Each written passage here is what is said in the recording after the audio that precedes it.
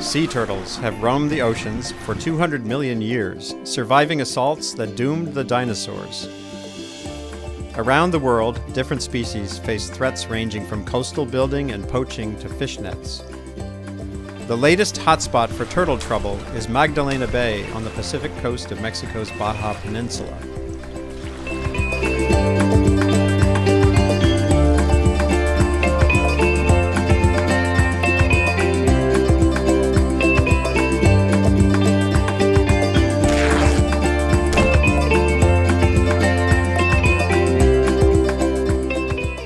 There has been a fisheries turtle conflict going on at this site in Lopez Mateos off Bahia Magdalena for the past 20 years.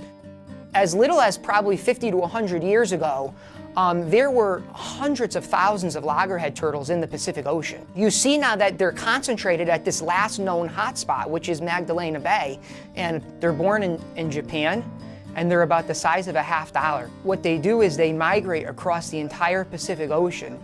The fishermen are basically targeting halibut and guitarfish, which like to feed on the same food source that the loggerheads like to feed on. And what happens is they end up getting caught in these bottom set gill nets. It's an almost certain probability that the turtle will drown. We realized that science alone and clearly the laws alone weren't going to save the turtles, that something else had to happen.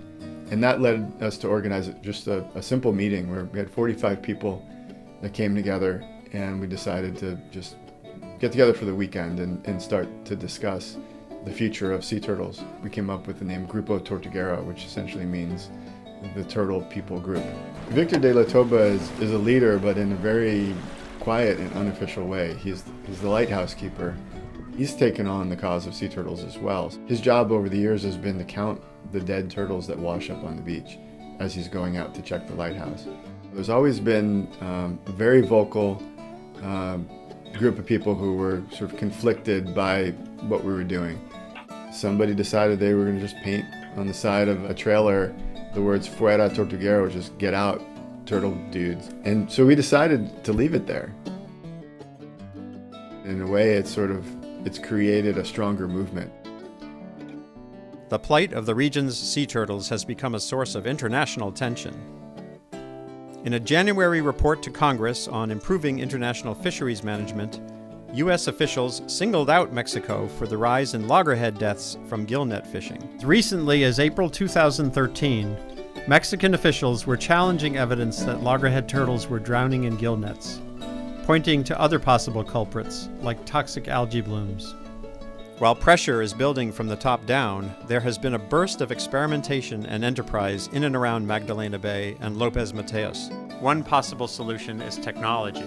One of my collaborators, John Wang from the University of Hawaii, had this brilliant idea to put an LED light on a gill net.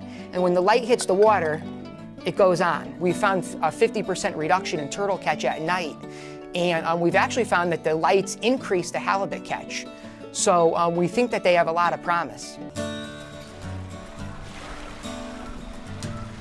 Even with all of these efforts, perhaps the most important change is in people's attitudes. It was critical that the next generation of people in these communities had a different idea about what turtles are for. Viva la Tortuga!